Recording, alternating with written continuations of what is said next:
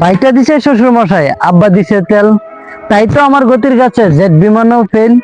দুর্ঘটনা ঘটলে ঘটক, আমার কিসের ভয়? গেলে যাবে বাপ শ্বশুরের, আমার কিছু নয়। চল রে আমার মোটর গাড়ি, জুড়ছে মারো টান। কে কি বললো আর শুনবো না আজ, চেপে ধরছি কান। এমন গতি তুলবো রে আজ, আমার গতি দেখে থমকে যাবে পথের প্রতীক, পথ চলা রেখে। গতির চুটে কাঁপছে মানুষ, উঠছে পথের ধুলো, লাফিয়ে উঠছে পথের ধারের বান্দা ছাগলগুলো।